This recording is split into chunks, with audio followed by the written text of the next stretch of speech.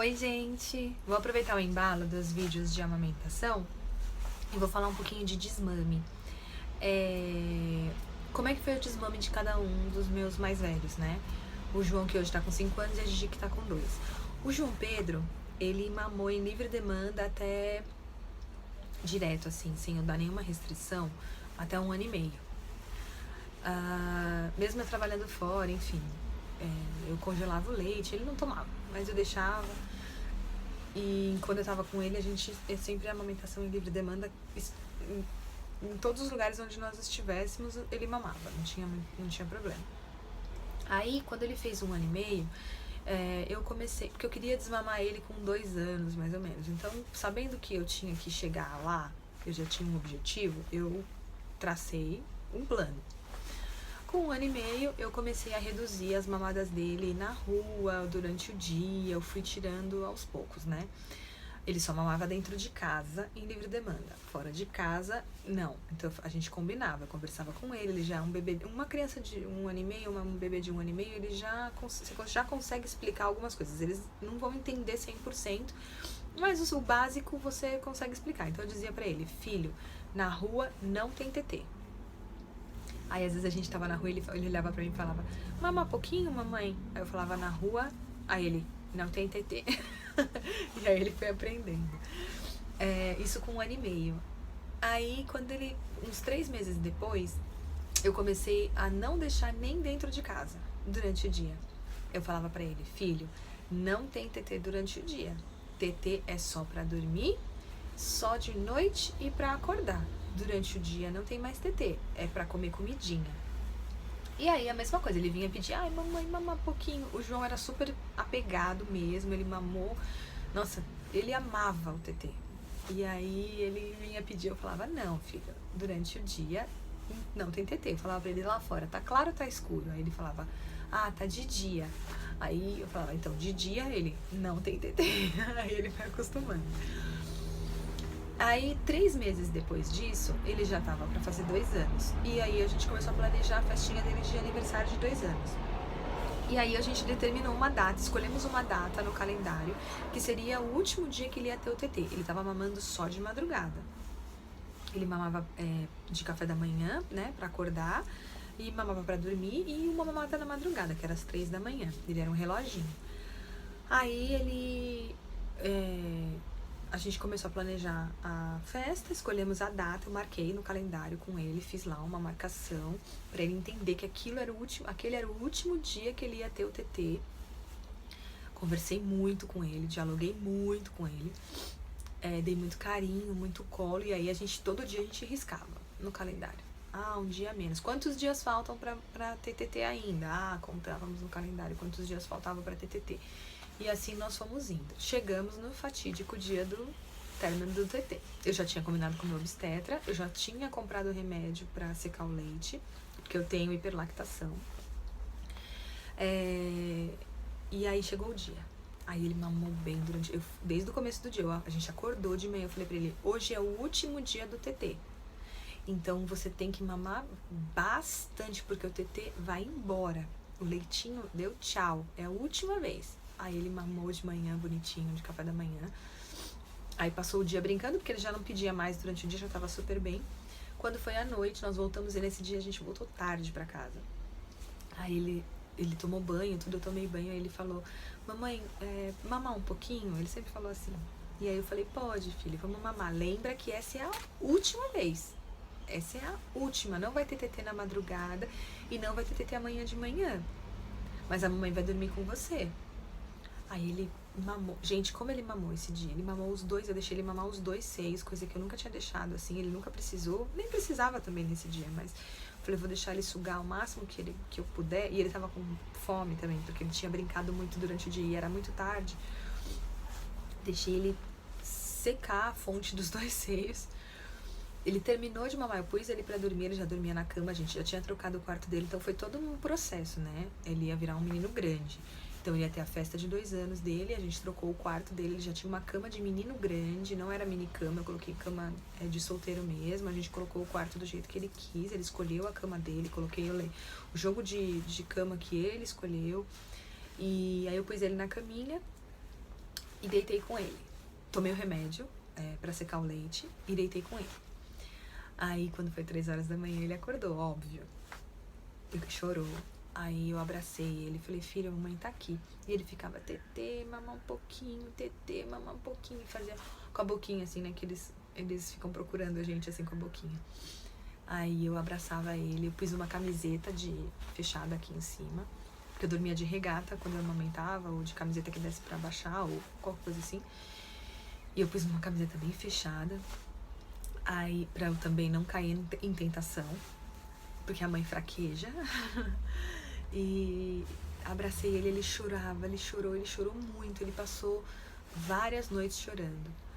O choro mais intenso durou 3 noites, mas eu abraçando ele, dormindo com ele, eu não saía da cama dele. Combinei com meu marido e assim fomos. Eu dormi 3 noites seguidas na cama dele, que são as noites de maior choro. Depois ele continuava, ainda dava umas despertadinhas, aí ele já aceitava o pai. Aí, às vezes, o meu marido ia pra lá e deitava com ele, a gente revezava. Cada hora ia um. Com 1 semana, ele parou de acordar de madrugada. Com 2 semanas, ele não falava mais no tetê. Porque ele ainda me abraçava, às vezes, durante o dia, e ele fazia carinho. Aquilo acabava comigo. Mas ele fazia carinho e falava assim, tetê, foi embora, né, mamãe? E aí eu, filho, foi embora o tetê. E tentando manter, né, a firmeza ali, porque é muito difícil, porque a gente gosta de amamentar, a gente deixar, né, amamenta até entrar na igreja pra casar.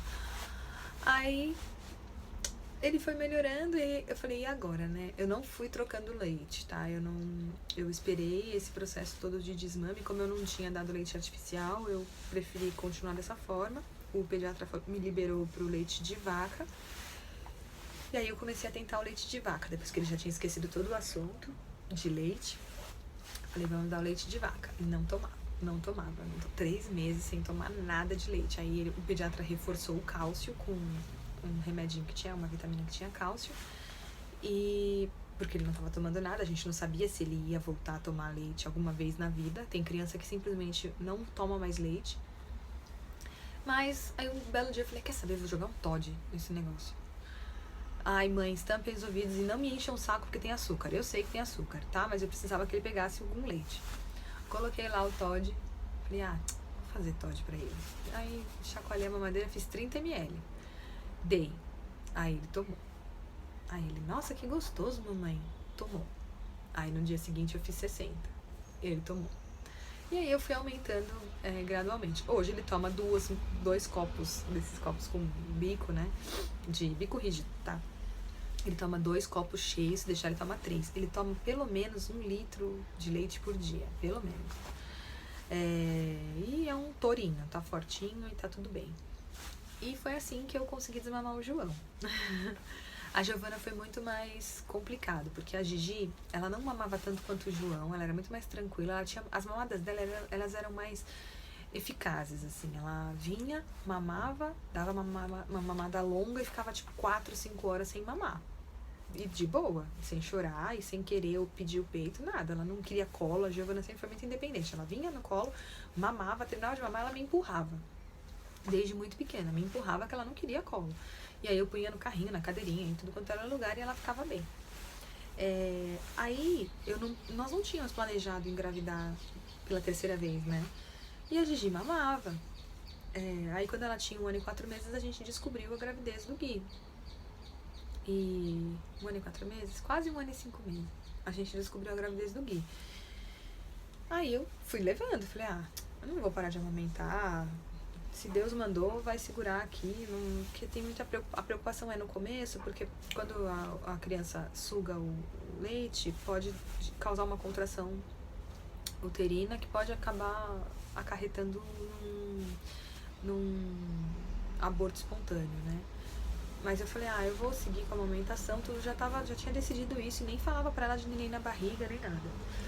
Aí, fiz a primeira consulta, meu médico tava viajando quando a gente descobriu, porque foi férias, eram férias escolares. Aí, ele viajando, eu tive que esperar ele voltar e continuei amamentando. Aí ele voltou, a Gigi já tava pra fazer 1 ano e meio, e ele falou, olha, só que dado o seu quadro, você vai precisar tomar um medicamento para o seu organismo não atacar o embrião e você acaba perdendo esse bebê. E esse medicamento ele passa em alta dosagem no leite e faz muito mal para Giovana. Então a gente vai ter que cortar a amamentação. E assim, eu te dou 2 semanas, que é o que eu vou tolerar para você fazer o desmame dela, para não ser um desmame tão abrupto. Eu falei, nossa, mas 2 semanas já é abrupto, né? E eu já tinha feito todo um desmame gentil com o João. Tava me sentindo super vencedora, queria reproduzir isso com a Gigi. E o meu chão, assim, se abriu. Eu chorei muito, muito. Eu só chorava. Não conseguia pensar em tirar o leite dela, porque ela mamava muito bem, apesar de não mamar o tempo todo. Ela mamava bem e ela gostava também daquele nosso momento. Ela curtia o momento da amamentação. E eu falava, meu Deus, o que eu vou fazer? Aí meu marido falou, olha, eu vou te ajudar, vamos junto, a gente vai conseguir. Aí eu fui tirando, mas pensa, só tinha 2 semanas, então o que eu fui fazendo? Durante o dia já falei pra ela, já expliquei que não tinha mais TT. Aí tirei o TT durante o dia. Eu já estava trabalhando, então não tinha mesmo muito TT durante o dia, porque eu tava fora. Mas mesmo de final de semana eu cortei. E eu já também não ordenhava, porque meu seio, com a Giovana, ele não enchia, né, durante o dia pra eu ter que tirar. Ele já tava bem certinho nos horários dela quando eu voltei ao trabalho. E a Gigi não tomava, nunca tomou mamadeira, nunca tomou nada, o leite dela era só no peito e ponto. Ela ficava bem só na papinha durante o dia e frutinha. E aí eu cortei de vez, aí eu ainda deixei as mamadas pra dormir, só de dormir. A da madrugada eu tive que cortar também, falei, olha, não tem mais TT na madrugada, se acordar de madrugada, o papai vai fazer dormir de novo. E aí ela acordava de madrugada e ela gritava. Gente, como ela gritava, ela chamava, ela falava, mamãe, eu quero mamãe, eu quero TT, mamãe. E eu arrasada no meu quarto e o meu marido lá com ela, balançando, acariciando. Eu me afastei nesse momento porque eu não conseguia. Eu não tinha força pra não dar o TT pra ela. Foi muito difícil pra mim, muito. Até me dá vontade de chorar só de pensar. Foi extremamente difícil o desmame da Giovana. Pra mim, pra ela também. Ela tem hérnia hoje porque de tanto que ela chorou de madrugada pedindo TT. Eu tô tentando não chorar. Foi muito difícil. E por isso que meu marido assumiu, graças a Deus ele assumiu essa parte da madrugada. Por isso que eu entendo as mães que têm dificuldade de desmamar, é muito difícil. E ele ficava lá com ela e balançava e ela chorava por horas, porque a Giovana é aquela criança que ela não para de chorar, ela não para. Se você não resolver o problema dela, ela não para de chorar. E o João dormindo, eles dormiam no mesmo quarto, a gente estava em outro apartamento ainda. E foram 2 semanas terríveis, terríveis. A Giovana começou a ficar revoltada comigo. Ela me batia, ela dava soco, tapa no meu peito. Assim, era a forma dela de dizer que ela não se conformava com aquela situação. E com 1 semana desse processo de desmame urgente, a jato, eu já não tava mais dando o seio pra ela, nem pra ela dormir. Eu falei, não, eu vou indo, cada dia eu vou tirar um pouco mais e na 2ª semana, pelo menos, eu nem podia, não tomei nem a pílula lá, o remédio pra secar o leite. Eu falei, eu simplesmente vou parar de dar, mas eu vou voltar a ficar com ela. Então, aí aos poucos eu pus a minha tal da camiseta de gola olímpica e fui voltar a ficar com ela um pouquinho e tudo, mas aí já veio a fase do enjoo. Eu passei muito mal também nessa 3ª gestação, principalmente no começo. Eu me sentia muito mal mesmo. E aí meu marido acabou tendo que assumir de novo essa função. E a Giovana, quando eu tava já grávida de 4 meses, mais ou menos, ela me pediu. Ela teve uma estomatite super grave, a gente tava viajando, ela ficou mal, tadinha, 40 graus de febre. Eu já tava com barriga já. 3ª gravidez, né? Barriga já aparece, né? Com 3 semanas. Aí ela pediu pra mamar. E ela tava febril, ela tava delirando. E ela, mamãe, quero mamar, mamãe TT, mamãe TT. Eu peguei e falei, quer saber? Eu já não tomava mais o remédio, né? Porque o remédio eu tive que tomar no 1º trimestre. Eu falei, quer saber? Vou pôr, vou deixar, vamos ver o que vai acontecer. Aí eu pus, mas não saiu nada, né? Não tinha mais nada, nem sei se saiu. Eu acho que não saiu. Ela sugou, aí ela fez assim, ela falou, não, mamãe, não quero TT. Aí ela mesma decidiu. Aí desse dia em diante, nunca mais ela pediu TT. Nunca mais ela pediu. E esse foi o desmame da Gigi. Mas ela também não pediu mais TT e também não toma leite. Ela tirou o leite da vida dela, ela não quer leite. Ela toma iogurte. De manhã, de tarde e de noite. Ela toma iogurte de morango. Não toma iogurte natural, não tem jeito. Toma de morango. Toma vitamina de fruta, tudo batido com iogurte. Mas ela toma iogurte de morango no colo. E assim foi o desmame da Gigi. Então, assim, pra vocês verem que o desmame da mesma mãe com filhos diferentes pode acontecer de maneiras diferentes e a gente não controla. Eu não tive como controlar, não tinha opção. Eu precisava proteger minha filha e proteger o bebê que estava dentro da minha barriga. Então eu tinha que resolver a questão. E é assim a vida de mãe. Tem hora que a gente precisa tomar uma decisão e tem que pensar em quem vai ser mais prejudicado ou menos prejudicado e agir rápido. Foi difícil, mas sobrevivemos e hoje ela tá bem. Ela ainda tem uma certa rebeldia e tudo, mas também entrou no Terrible 2, compreensível. Nasceu um nenê, então tirou o reinado dela, da cabecinha dela, né? Então, ela era o bebê, agora ela não é mais o único bebezinho, ela já é uma mocinha. Mas o desmame pode ser diferente, então não significa que o desmame que funcionou pra mim não é o desmame que vai funcionar pra todo mundo, né? Mas o que eu tô compartilhando é como que eu fiz e o quanto eu sei que é sofrido e o que a gente pode fazer pra amenizar, pra ver se a gente consegue dar uma luz, se eu consigo dar uma luz pra quem precisa, porque é um processo muito difícil. Tem mães que sofrem, eu tenho amigas que sofrem, que elas querem desmamar, porque elas estão cansadas, elas querem dormir à noite, mas elas também amam os filhos dela. E a gente, mãe e culpa andam juntas, maternidade e culpa andam juntas. A gente fica só o bagaço, mas a gente quer estar ali sendo mãe perfeita. E eu sei que é difícil, eu sei, eu sou assim também. E eu queria dizer isso, que é difícil sim, que é difícil pra todo mundo, que a gente tem que tomar as rédeas da nossa vida e planejar, traçar o plano, né? E seguir o plano. Porque eles vão confiar na gente. Tudo que a gente faz com confiança, tudo que a gente faz com segurança, que a gente diz pra eles e faz com segurança, eles acreditam e eles seguem, por mais que eles não queiram, por mais que eles desejem outra coisa. A criança precisa se sentir segura, ela precisa saber que aquilo que a mãe dela, ou o pai dela, ou a avó, ou seja quem for, o adulto que tá com ela, tá fazendo, ele tem segurança daquilo, porque aí ela vai ter segurança, ela vai segurar na sua mão e vai falar, vamos lá, ok, não pode mais mamar, tá bom, eu aceito, não pode mais fazer xixi na calça, tá bom, vai tirar minha fralda, tudo bem, mas a gente tem que começar e não pode desistir, porque quando a gente começa e não termina, a criança vai perder a confiança na gente. Desculpa. E aí, toda vez que a gente for prometer alguma coisa, combinar alguma coisa, na cabecinha dela é assim, mas se eu fizer tal coisa, minha mãe vai desistir da ideia. Eu sei como fazer pra minha mãe não fazer isso que eu não quero que ela faça. Então, começou, termine. Começou o processo de desmame, vá até o final. É doído, mas vai até o final. Começou o desfraude, vai até o final. Começou a pôr na cama dele, vai até o final. Não pare no meio.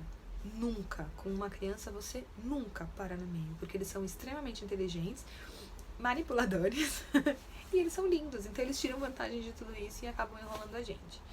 Tá bom? Espero ter ajudado vocês. Um beijo.